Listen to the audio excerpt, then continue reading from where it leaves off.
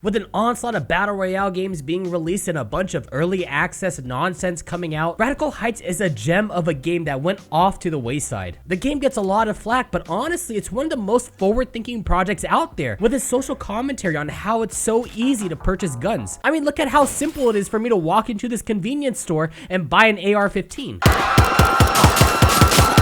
Absolutely genius, and it doesn't push the concept down your throat like Far Cry 5, made by a AAA company, whereas this game was made by an indie company, and it's not even a complete game. In fact, Radical Heights takes early access and pushes it to the next level with extreme early access, leaving you thinking why companies haven't done this before, by pushing out a game that is barely even a game and giving it to the public, making sure you can still buy cosmetics through the client, and making sure the game only appeals to Dr. Disrespect. It's no wonder why this has so many 5-star reviews, because if you just ignore the missing textures of buildings and how you can just run into a parking garage with nothing in it, you've got a 100% completed and amazing game. Yeah, there's no textures, but you know what else has no texture? A black screen. And a black screen is one of the greatest inventions of mankind. You see it all the time in movie credits, title scenes, Undertale, and it's not like games are known for their amazing backgrounds, side characters, or detailed animations. I mean, look at Mario Odyssey, a completed game with amazing design, which Radical Heights teaches us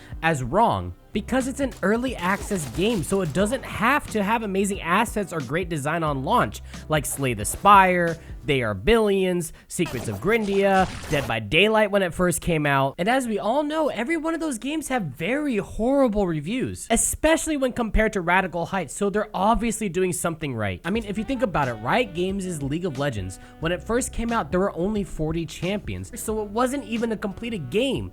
Radical Heights has even less characters because you can only pick from one gender. You've got even less characters and less content, so obviously it's on the rising of an amazing game. Radical Heights was made by the company Boss Key Productions that gave us the unforgettable video game Lawbreakers, an amazing Overwatch ripoff that at any given time only having 2 players playing, with the peak being 3 people in total. The only other game that beats it is Putt Putt Saves the Zoo, but that game is a Goliath of a masterpiece, so it's completely understandable. So then the company went from creating one masterpiece and immediately make another with Radical Heights, a game where if you just ignore how guns can be hard to find, so you have to walk around in order to find cash to hopefully purchase a gun, you've got a 100% completed and amazing game. The battle system is just awesome.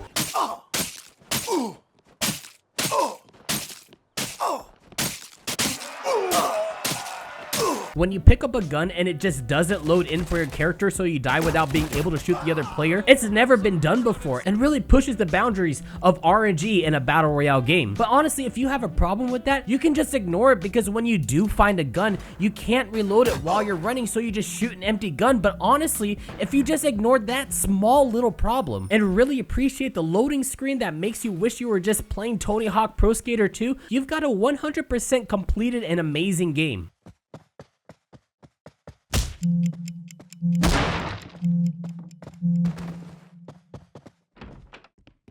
There's no squads available in Radical Heights, which really struck me as odd, but after playing it more, I realized that when you leave a match, even in duos, it automatically kicks you out of your team, and you have to re-invite the person again, which means this game really just wants you to play solo instead of with friends, which is what draws people to battle royale games in the first place. It's an interesting tactic, and if you don't like it, you can ignore that problem and you've still got a 100% completed and amazing game. If you ignore the mixed reviews, how riding a bike is worse than riding a motorcycle in PUBG when it first came out, how there's no death animations, the countless amounts of coming soon signs, how there's no crawling animation, when you get down you just slide across the map, how doors sometimes stay spawned even when you kick it down, how easy it is to hack this game, crashing servers, and all around just completely unfinished garbage, you've got a game that lost 82% of its player base in the first 2 weeks. Squeesh.